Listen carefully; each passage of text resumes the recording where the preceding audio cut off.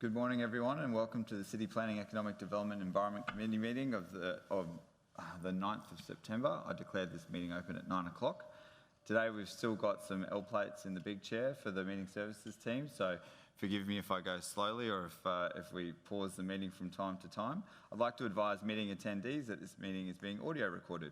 Let me begin by acknowledging the traditional owners of the land on which we meet and their elders past, present and emerging. I note that there's no leaves of absence to record as all councillors are present.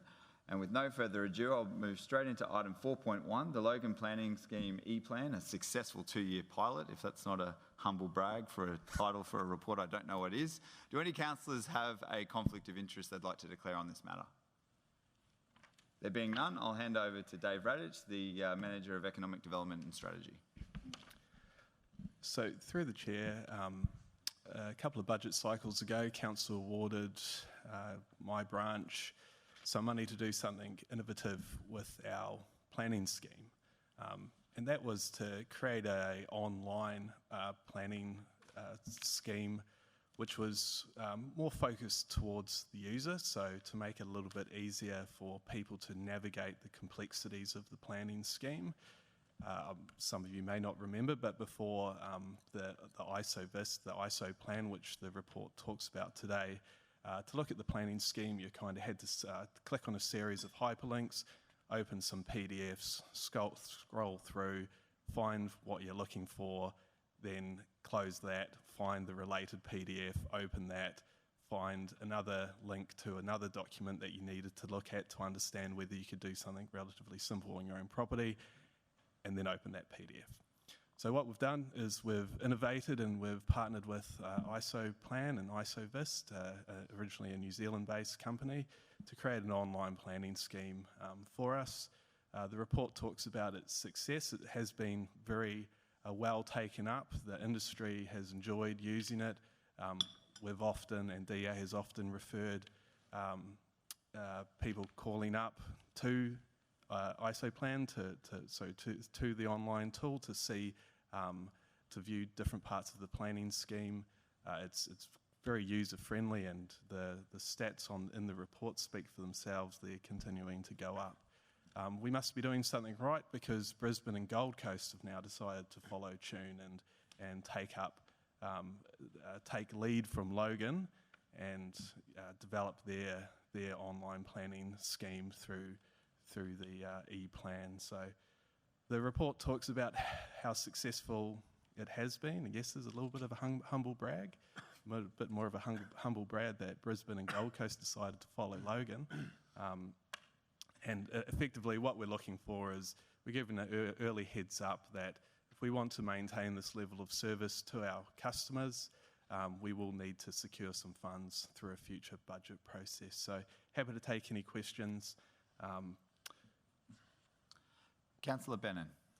Thank you, through the chair. Mate, it's a sensational thing that it's done. I reckon 60 to 70% of the questions that I get personally in my division can all be answered through that. You know, it's just, I think it's more the education that from my point of view that I have to get that out there to the community to show them what it is, which you've done by sending us the links to that. But I'm a massive fan of it because it takes out so much work, and a lot of people don't want to ring council. You know, and they think it's a lot easier for them to sit in their lounge chair and look it all up themselves. So I'm a massive fan. I think you've done a sensational job. Thank you, Councillor Bennon. Dave, have you seen an uptick recently in the use of the platform? Through the chair, yes, we have. So we have seen a spike in the use of it. That's also because we have been running, and through the chair, through the council, we've sent out some social media posts which some councillors have shared, directing residents to the planning scheme for them to view it and provide comment on the major review of the planning scheme. That's fantastic. Are there any further questions, councillors? There being none, can I have someone move the recommendations of the report? Thank you, Councillor Murphy, seconded by Councillor Bennon. All those in favour, please raise your hand. That is carried unanimously. Thank you very much.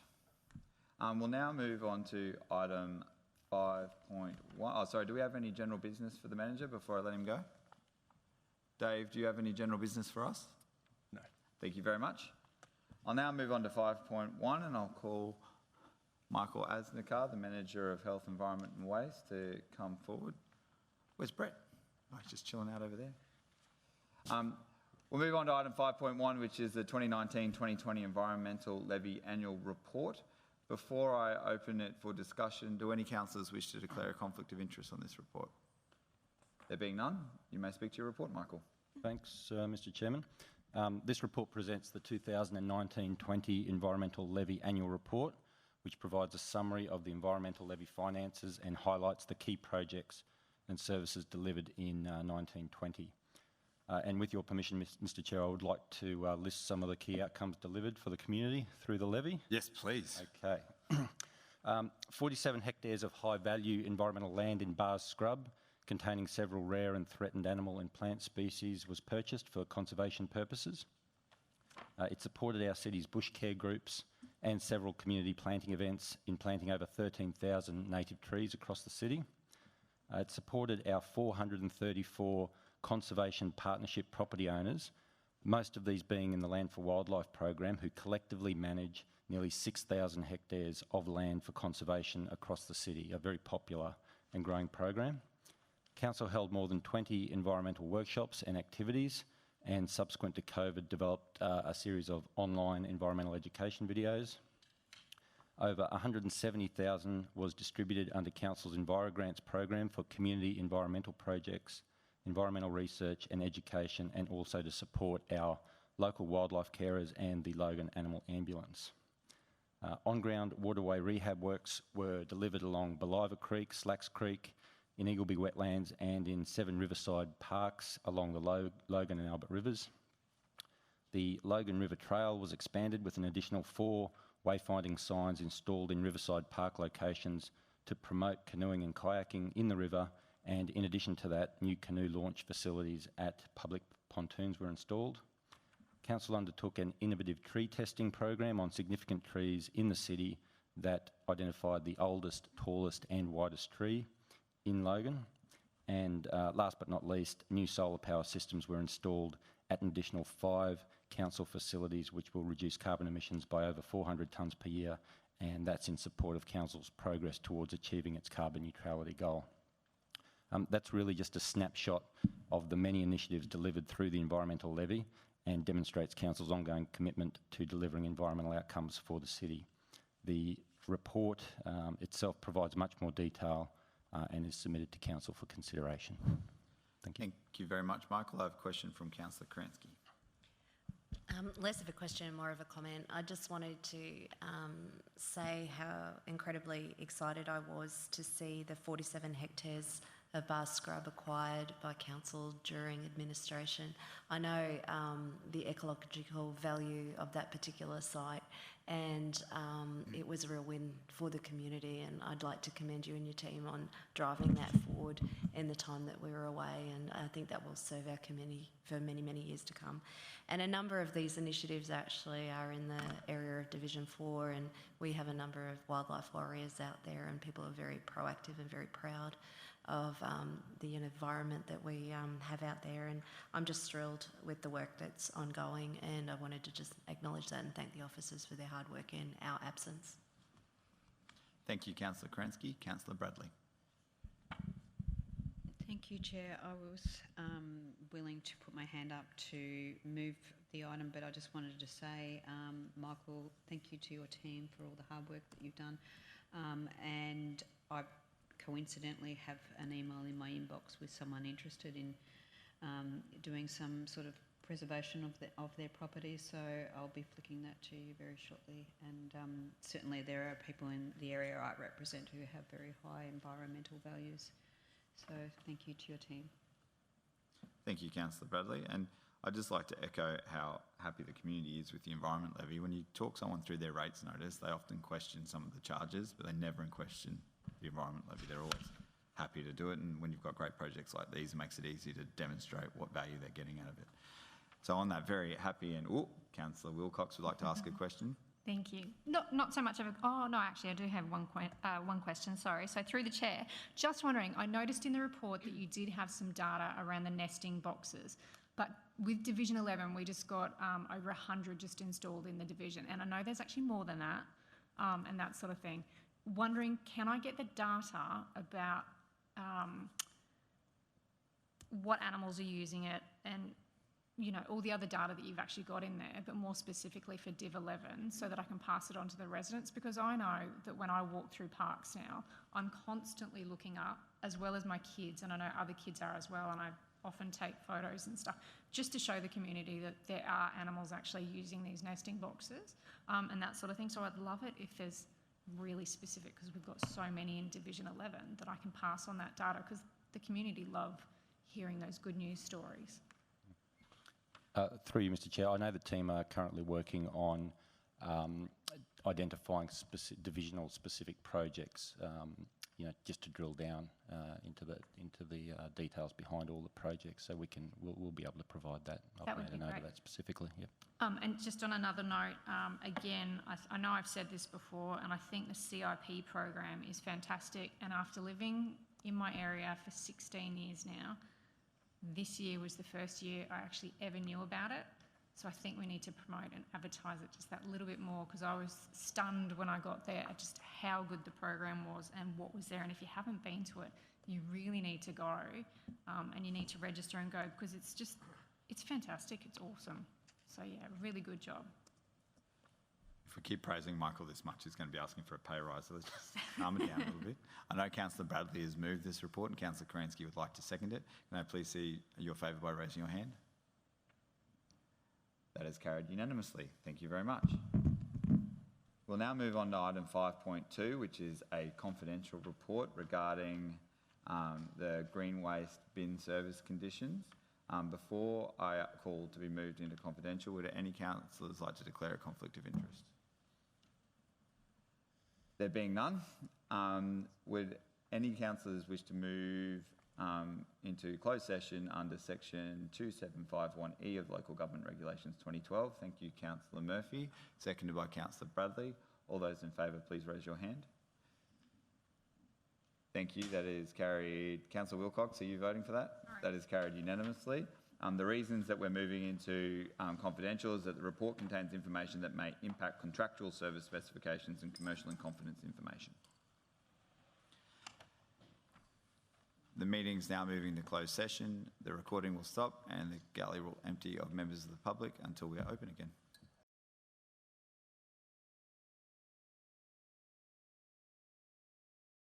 Welcome back to members of the gallery.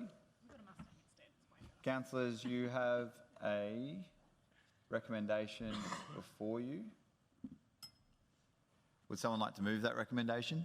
Councillor Bradley would like to do so with great gusto and enthusiasm, and Councillor Murphy would like to second it. I love the clicking of the fingers to get the chair's attention. All those in favour, please raise your hand. That is carried resoundingly unanimously. Councillors, that is the last report for the Health, Environment and Waste Manager. Do you have any general business for Michael? Yes, Councillor Bradley.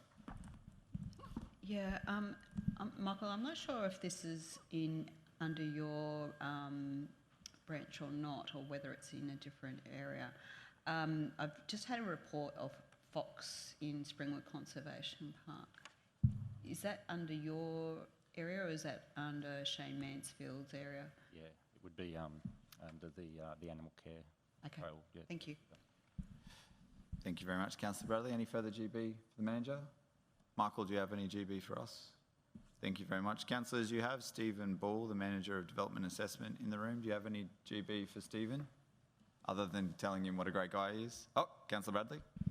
It's not so much a GB, but I just want to pass on my sincere thanks to you, Stephen, and your team. I've had a very hot issue in my division in the last week, and it has been rather challenging, so thank you. Jesus, compliments all round this morning. Thank you, councillors, for commending the staff. I'll now call, we have a late report, councillors, which is the last report of the day. I will call the Director of ICT, Innovation and City Transformation, Dr. Scott Burke, to come forward. And will Dr. Paul be joining you, Scott, or is it just you? Just you? Excellent. I do apologise for the lateness of the reports of this report, councillors. It's item 7.1 and was circulated yesterday or the day before yesterday. Before I open the report for discussion, do any councillors have a conflict of interest they'd like to declare? There being none, I will hand over to Dr. Scott to speak to his report, and I'll indulge him because it is a late report to explain it a little bit, and then I'll open the floor to questions. Thank you, Mr Deputy Mayor, and I'd also like to apologise to councillors for the lateness of the report. It's not my intention to provide council with late reports, but I'm prepared to argue in this situation there's appropriate exception. I'm not going to take the report as read because it was a late report, and it's also dealing with quite a complex matter. Oh, sorry, Mr Mayor. No, getting the attention of the... You get him. One of you next. Sorry. I won't take the report as read, and with the indulgence of the chair and also your indulgence, I'd like to spend about 10 minutes just giving you a bit of context for the report.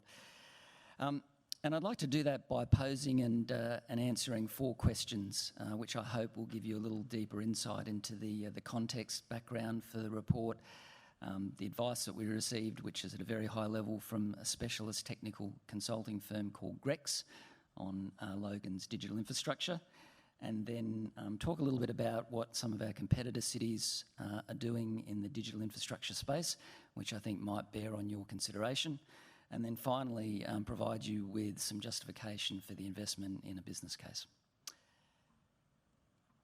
So to begin with, in terms of context, about 2 months ago, a little over 2 months ago, after some conversations that I'd had with members of the business community, through the work that we're doing in establishing the CoLab, as well as conversations that I'd had with the Deputy Mayor, and through the Deputy Mayor, some insights that I'd gained into perspectives of the Mayor on the state of digital infrastructure and connectivity within the region, and conversations across council, I formed the view that, first of all, council itself didn't have a clear understanding of its own digital infrastructure and connectivity current state, or for that matter, a clear understanding of what the current state of digital infrastructure and connectivity is across the region. And the second insight that I gained was that in all likelihood there were some gaps in the city's digital infrastructure which had the potential to adversely impact on economic growth and development goals for the city in the short, medium and longer term.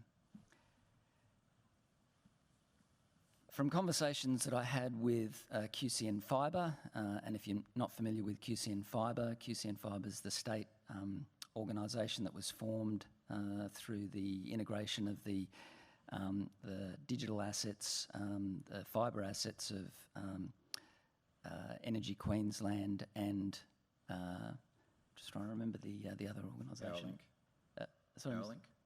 Powerlink, thank you, Mr Deputy Mayor. What was also clear to us was that the state was potentially looking to shift their focus away from providing support for the upgrade of digital infrastructure within just regional Queensland outside of southeast Queensland, but was also potentially opening itself up to consider investments to support the development of that kind of infrastructure within southeast Queensland where a business need could be established. So to the second question that I raised with you in terms of the findings of the report, before I actually outline those findings, I thought it might be worthwhile just explaining to you, just in case you're not familiar with what digital infrastructure is, what it is. It's a shorthand term that I use and I think is well used and common within the industry to describe, if you like, a collection of technologies that ultimately feed into the delivery of connectivity. It's not just fibre or fibre optic cable, it's actually satellite, mobile, 4G, 5G technologies, city-based Wi-Fi, and also you might be familiar with the term Internet of Things, IoT technologies, which, if you like, are the small devices which we're starting to use and deploy as an organisation, for example, through our water business with smart water meters. And those are the devices that have very small, low power wireless connections that allow us to connect, if you like, ultimately into that trunk infrastructure, so the fibre optic cable, the 4G, 5G networks, in order to be able to connect to devices digital infrastructure isn't just about, if you like, the hardware. It also does speak to data as well, and data centres. And there are really 4 dimensions to digital infrastructure that I want to explain to you, because it really is quite important to the analysis that Greg's undertook. And those 4 dimensions are access coverage, speed, reliability, and competitive pricing. And I want to try and explain those to you, hopefully in terms that you'll understand by talking about your home internet connection. And of course, digital infrastructure is perhaps important and even more important for business than it is for consumers, but there's value, if you like, in that infrastructure for both. In terms of access coverage, if you think about NBN, in order to be able to get access to NBN in the first instance, you actually had to have, and you have to have, a fibre optic cable running down your street in order to be able to connect your house to it. So that fibre optic cable that runs down the street, if you like, is core infrastructure that provides access, if you like, the potential for access. Speed is another important consideration, and if you think about what's currently on offer from NBN right now, it's speeds of up to 100 megabits a second. Business, increasingly, and this is probably true for the last 4 or 5 years, and certainly technology-driven businesses are looking for speeds of at least up to a gigabit a second, which is 10 times the speed that NBN offers. And sometimes businesses actually looking for speeds 100 times as fast as what NBN currently offers, which is 10 gigabits per second.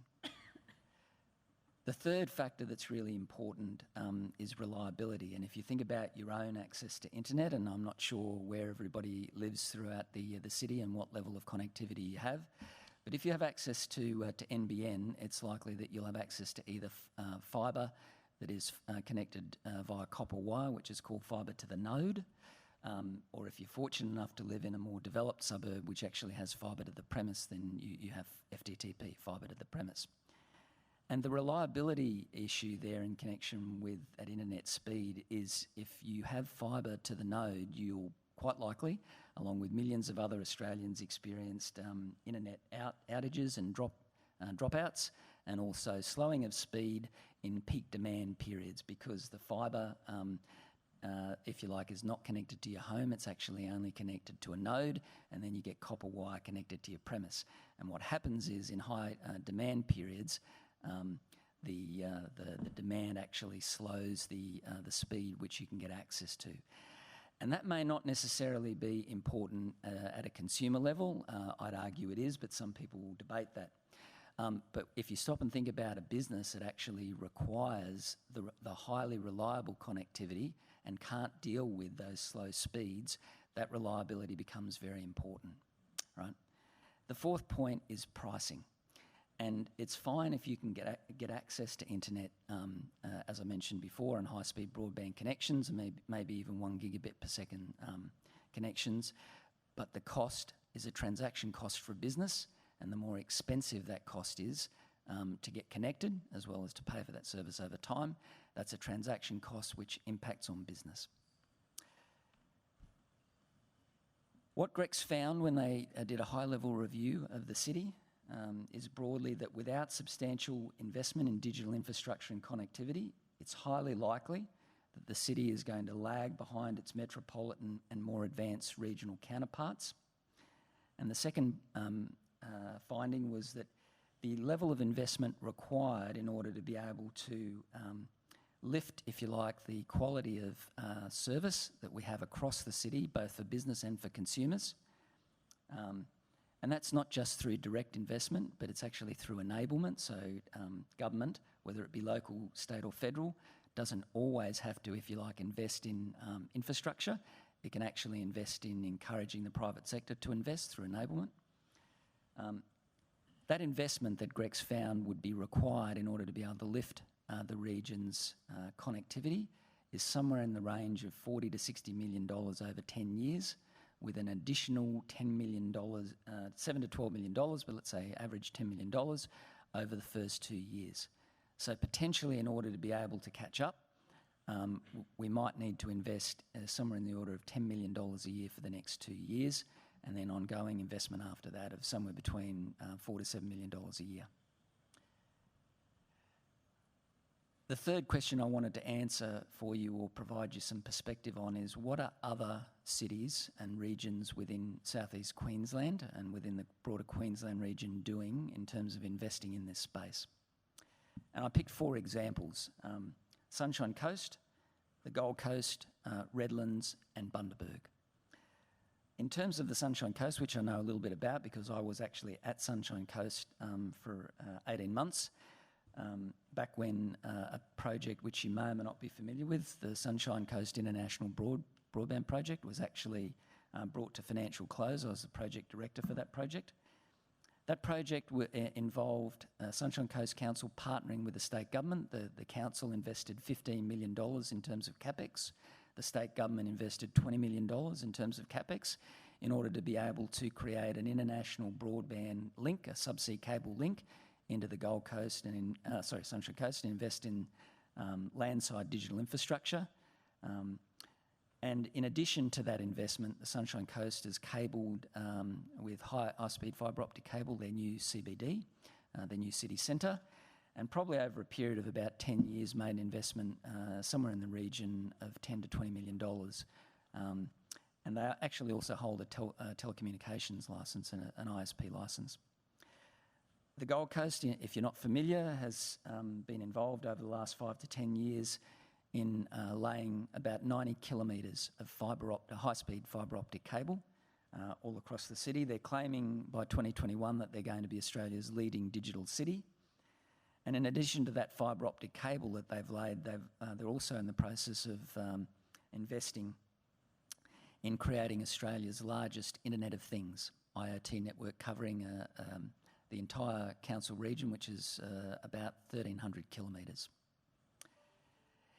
I also provided to the Deputy Mayor, for your interest, the election advocacy strategy for Redlands, which, if you had the opportunity to have a look at it, you will have noted the second connectivity investment that Redlands is proposing is in the area of internet connectivity to upgrade both councils as well as the region's fibre optic network. And finally, and most interestingly, which I wasn't aware of, and I'm not sure if you're aware of this, but Bundaberg, our not so near northern neighbour, has announced back in 2019 a strategy. It was actually their mayor who announced the strategy for Bundaberg to become a 10 gigabit city. So if you go back to the overview that I gave you before, if you think about the speed that NBN currently offers, about 100 megabits a second, and what business typically is looking for in terms of speed these days, 100 megabits, business typically looks for 1 gigabit. Bundaberg is seeking to become a 10 gigabit city, which is 100 times the speed of NBN. And I just want to quote you what the mayor said back in 2019, because I think it's relevant to your consideration of the recommendations of the report today. The mayor has indicated that internet connectivity and improving Bundaberg's internet connectivity is one of Council's top 10 projects. And in fact, he went further to say that Council will soon conduct a region-wide audit of our telecommunications network, which will help us to understand what infrastructure we need to become a 10 gigabit city. Mayor Dempsey went on to say that we're keen to lead this space because we know that investment in this area could potentially create the type of connectivity that would place Bundaberg on the map for business and global entrepreneurship. And they'll no longer suffer the tyranny of internet distance. Now, with respect to Mayor Dempsey, I'm going to argue to you that it's not just that government needs a better understanding of a problem, government actually needs a business case with a plan. The final point that I wanted to cover off with you is to, if you like, address the concern that you may have around the importance of connectivity for our citizens and why we should be investing in a business case today. And as it turns out, prior to my joining council and prior to many of you current councillors joining council, council invested in the development of a City Futures strategy, which you may or may not be across. And the development of that strategy actually involved, as I understand it, significant consultation with the community, both business and residents.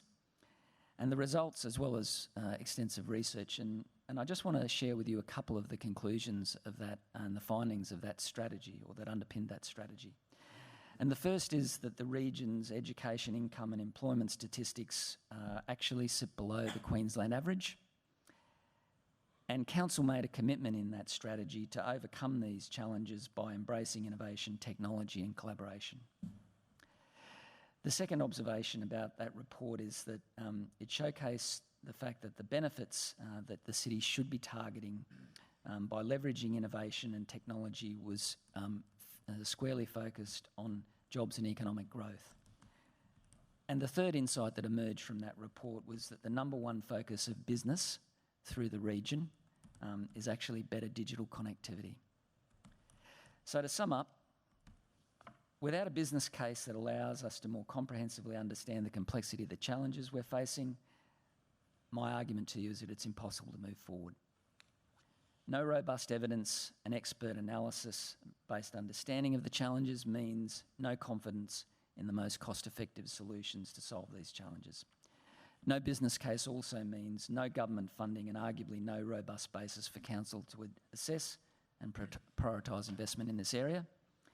And I'd argue that delayed commitment to commit to a business case only is going to reduce council's ability to confidently advocate to the state and federal governments around elections to support investment in this space. I'm happy to take questions, Mr Deputy Mayor. Thank you, Dr Scott. I have a number of questions. Councillor Kerensky, you're first. I'm not sure I may exceed Councillor Bradley's excitement over the green waste bin with this one. The business case with a plan, I would have to say better late than never. This is not a new issue. As the area councillor during the last term, I was very vocal and active in banging the gong on the gap that's growing in Logan between the haves and the have-nots when it comes to connectivity. We know that our residents and our business owners in the city have been severely disadvantaged by not having access to NBN, much less the lofty goals of access, coverage, speed and reliability enjoyed by others. Fibre to the node or fibre to the premise is actually beyond the dreams of many people who live in Logan. And I'm not only speaking to those residents who live out in Mundoolan, and I know that Scott would have heard from his residents, as I did in the last term, about how many business owners have actually had to sell their properties and leave the area simply so they could trade. I know how many kids cannot actually do their homework at home across the city because they simply don't have access. And COVID-19 has been a very interesting test case because we have seen an environment where what was once considered a luxury to many was actually a necessity. And I know, Councillor Raven, you have residents in Marsden who can't even connect to the network. So I'm very, very, very pleased to actually see this come forward. And we talk a lot about COVID-19 and the impacts that that's had adversely to residents and people across the city. But COVID-19 has created an environment of disruption, and that disruption has seen so many people working from home. There's much talk at the moment about what's happening with the Brisbane CBD and whether it would ever actually recover from the economic times that it's facing at the moment. And I say we welcome all of those people who are working from home who traditionally would leave the city for employment, that are actually spending their time in Logan and also spending their money in Logan. So anything that we can do to actually support better connectivity, be it whether it's mobile networks, Wi-Fi, fibre to the node, fibre to the home, 4G, 5G, I'm all over it and I welcome this report. It's a little late, but I'm absolutely thrilled to throw my weight behind it, and I commend my other councillors to do the same. Thank you, Councillor Kerensky. Mayor Power. Yeah, thank you, Mr. Chair. Dr. Scott, I've got 4 questions. I just want to ask the question why the actual GREX report wasn't provided to us, the full report. Yep, through the chair, happy to answer that. You've actually anticipated a response that I was going to add at the end, Mayor Power. We're just, because the report was late, I only received the report a version of the report a week ago. We just wanted to make some minor edits to the report. My intention was to actually attach it with this report, but we just didn't have the opportunity to make those minor tweaks to that report, but very happy through the chair, once those minor tweaks have been finalised in consultation with the CEO, to provide that report, that full report to council. Okay. Can I just add to that as well? The Greg's report is commercial in confidence, so if we'd included it, we would have discussed it, and I felt that this conversation is something that should be spoken about openly. On page 4, you undertook consultation with business community. Could you outline to us the consultation process and how many business stakeholders you consulted and what type and scale of businesses? Yeah, sure. So through the chair, to put into context the level of consultation, Mayor Power, the report was pulled together in the space of, and most of the research was pulled together in the space of a couple of weeks. So what we had to focus on in the first instance was fairly high-level consultation with experts. So we spent quite a lot of time talking to cable and fibre optic cable laying experts who've been working in the region for the best part of 20 years in order to understand where the trunk infrastructure is, including Open Infrastructure Group. We also spoke to QCN, again, because these people are likely to have the strongest understanding of where the existing infrastructure is. And then Grex also spoke to, on our advice, a number of organisations within the region, business owners, including Go One, and through Go One, other organisations that we're able to give them some high-level perspective, if you like, on what's happening within the city. But yes, I wouldn't describe the consultation at this particular point in time as extensive, but I'd also say that it's not necessary if you're able to go and talk to people who have deep understanding, if you like, of the foundational infrastructure. The intent would be, if you don't mind me saying, Mr. Deputy Mayor, the intent would be that the extensive consultation that's required is when you're going to develop a business case. What we're trying to do is understand whether we're likely to have a problem, and Greg's consultation was really directed towards that understanding. Okay. It relates to my biggest concern, and I'm going to acknowledge that in the past we've had some serious digital infrastructure issues, and it's resonated back to council. But what I've noticed is that we've had a huge amount of development happening in our city. I'm certainly not aware of any major issues at the moment. I'm just wanting to know what evidence you have to provide the state of our digital infrastructure is holding us back at the moment. We've got any specific, because we've got 4G, 5G, NBN rolling out, happening. I know my son connected up to the NBN, and the speed is absolutely spot on for him. He can actually compete playing digital games in, where they're starting off in America, so that, obviously speed is so important to him. And I'm just wondering whether there's actually a need. There was certainly 5 years ago, 10 years ago. I'm just wondering whether there's an actual need now, because no one's knocking on my door saying, this is needed. There might be a few black spots. But I'm talking about the business community. I acknowledge that there's some housing areas, and I know one in Flagstone, but I'm talking about the business community.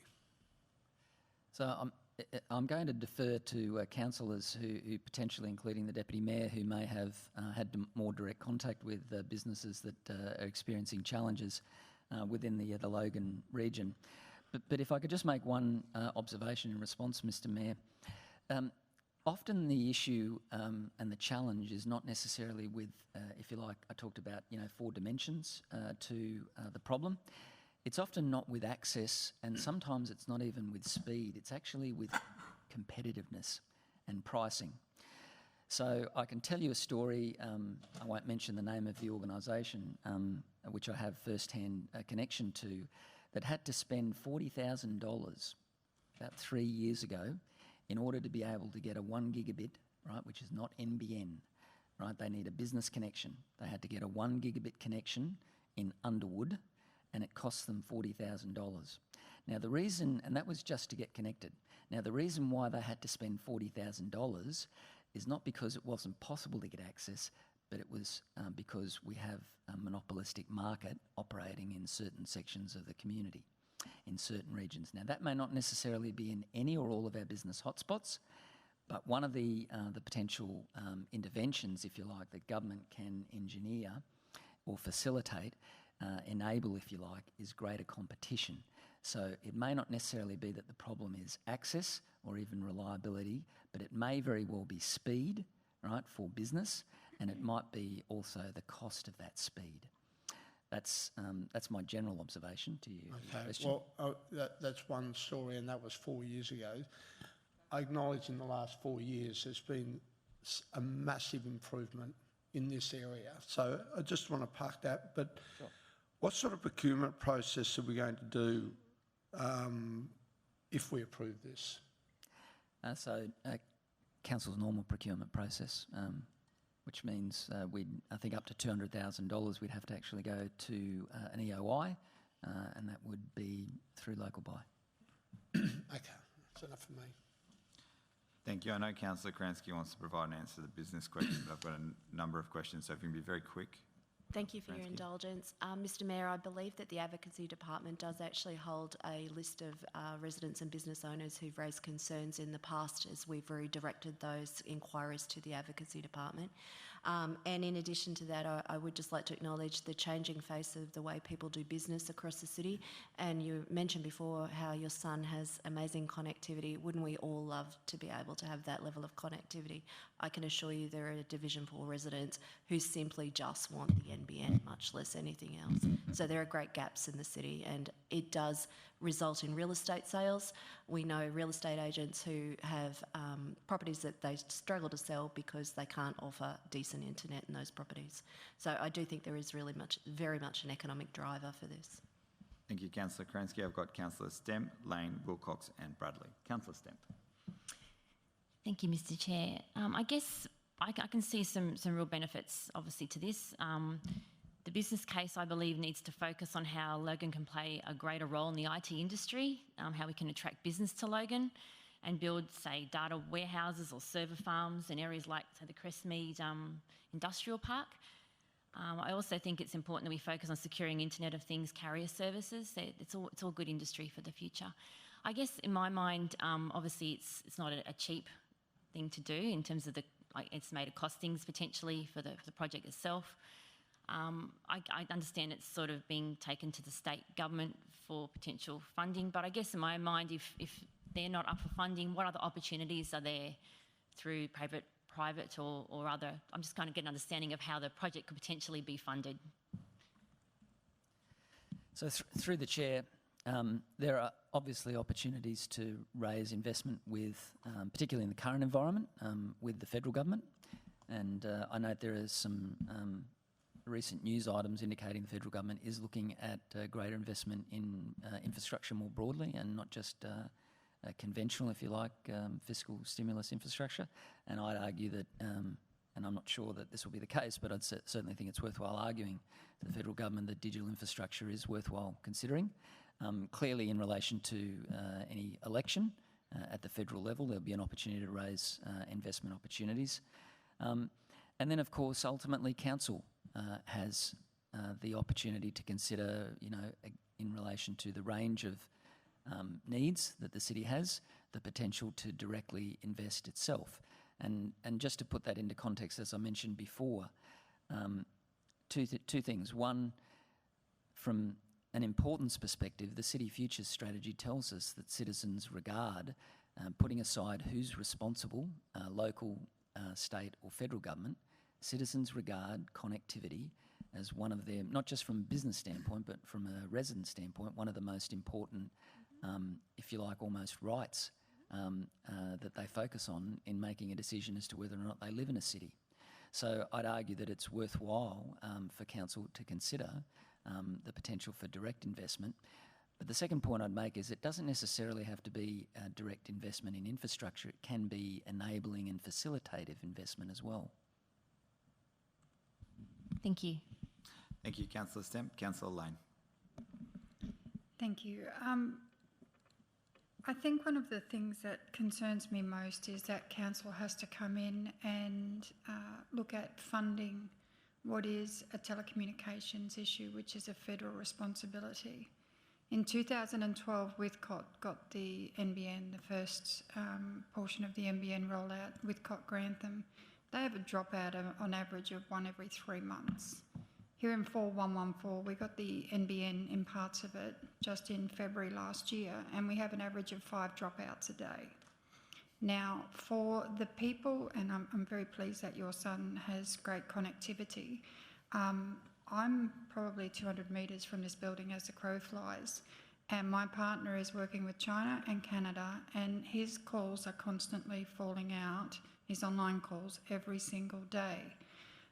He is investing in the local community, he buys in the local community, and as part of the post-COVID things, he may continue wanting to work in the community from home because that's something that he would like to do.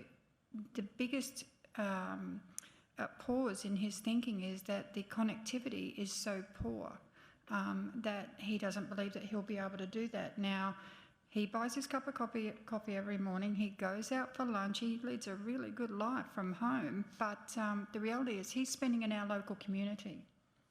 Now, the fact that council has to come in and look at a digital strategy in order to keep people in our community says that there is a big failing from a federal perspective in terms of internet service and telecommunications provisions. I support the concept of the project, Dr. Scott.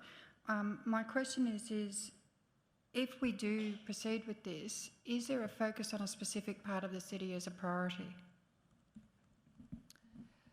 Through the chair.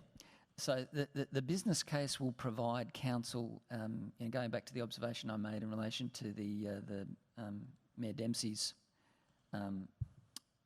approach to dealing with the challenge in Bundaberg. It's not just about an inventory or an audit. It's actually going to present to council a plan which will allow council to determine, if you like, prioritisation around its area of focus in terms of business or resident based in a focused investment. It's not really for the plan to make a determination as to where that focus should be. That's really a matter for council, but it will certainly provide council with an understanding of not only where the problems are and what the potential solutions are and the costs of those solutions and the benefits, but then it's really a determination for council as to where that focus is and which problems connected to connectivity it should focus on solving. Well, thank you very much for that. I think that in my previous employment, I was privy to people complaining about telecommunications and internet. And in Councillor Karansky's area is a good example where people are sitting out in their back porch trying to do their homework, as well as parents trying to run home businesses. Out in Councillor Bannon's area, pretty much the equivalent. Where people are falling down. So I think that prioritising and offering a community consultation so that you can get feedback from the community, and certainly that we can get feedback from the community so we can actually prioritise this, not just through the business perspective, but also, as you say, the investment, the resale, the need in the outer areas to actually have connectivity of any type is extremely important.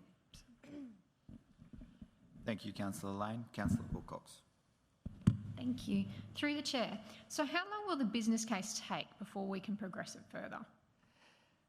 I've got you. You are next, Councillor Bradley.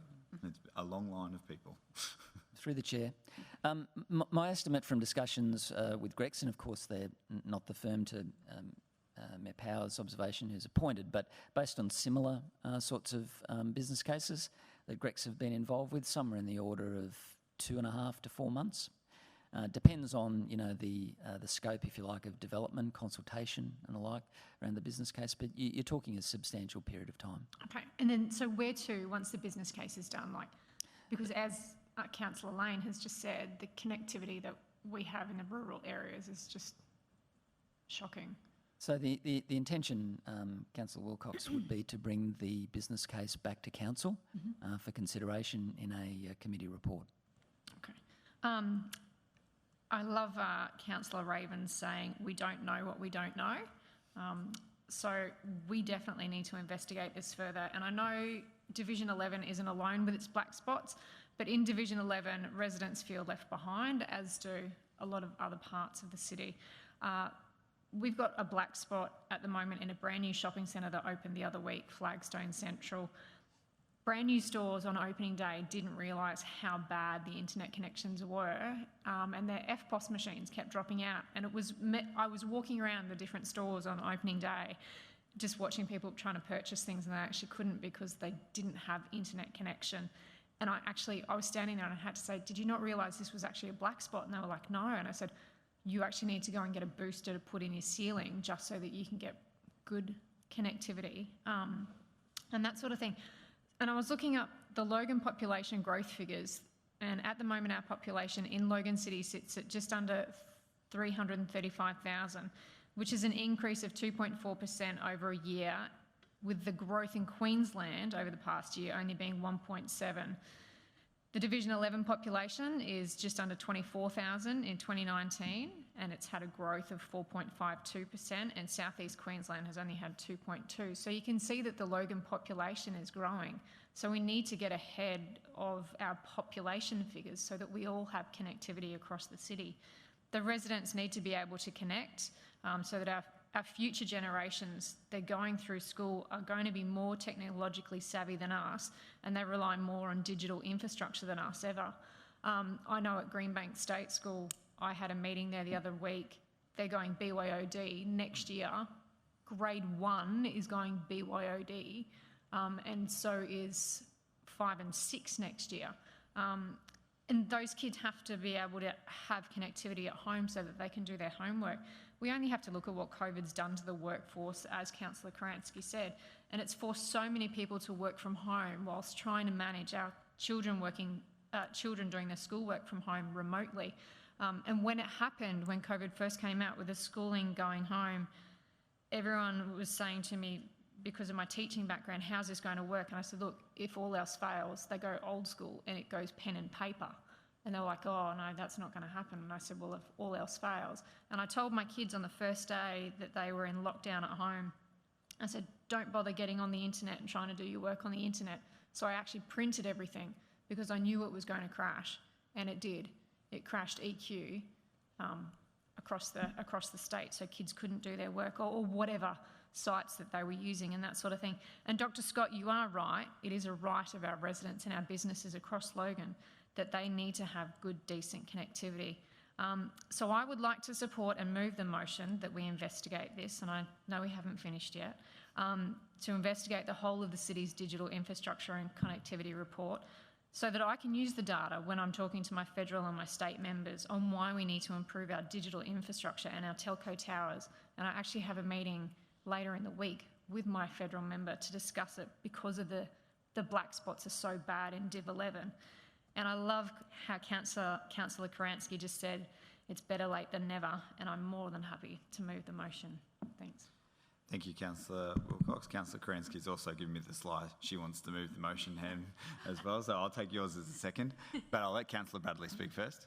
Yeah, thank you so much for allowing me to speak, Mr. Chair. In 2016, we had the Springwood Summit, and a number of businesses within Springwood expressed concerns in relation to connectivity. So that's already in council's reports, etc. Since then, though, we have had the rollout of NBN, and I do know the example that you gave, Dr. Burke, being that particular business was within Division 1, it's now in Division 3, where they had to pay the $40,000, and that was because they couldn't wait.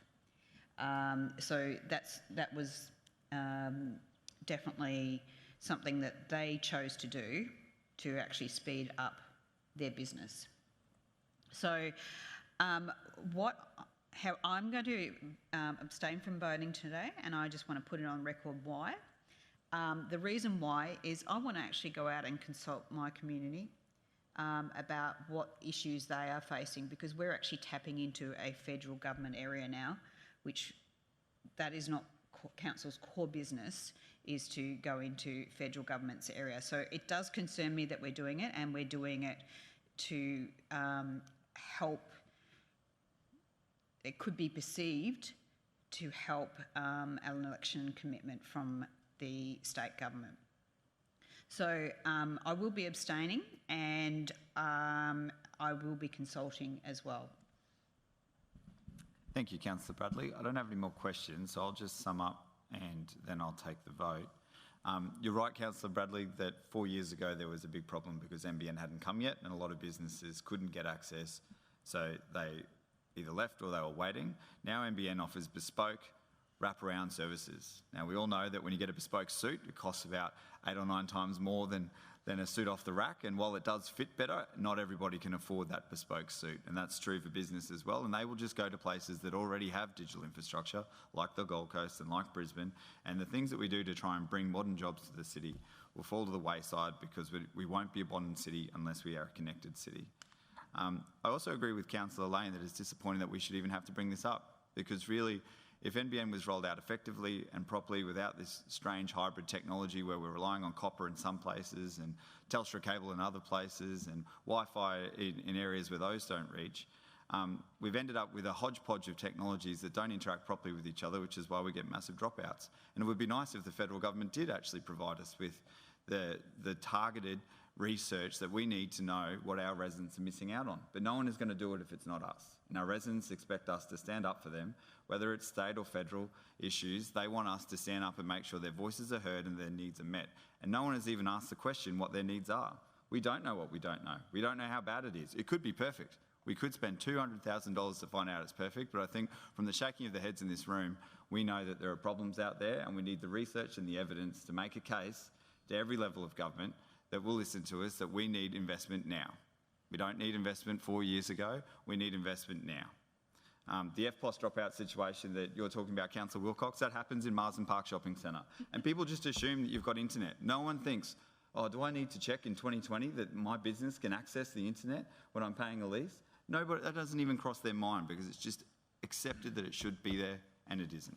I'm very glad to hear the support of councillors. I've had Councillor Kerensky offer to move it. I've got a seconder from Councillor Wilcox. Can you please show your support by raising your hand? That is carried with the exception of Councillor Bradley, who has abstained, as she already stated. Thank you, Dr. Scott. Councillors, do you have any general business for Dr. Scott? Dr. Scott, do you have any general business for us? I do not, Mr Deputy Mayor.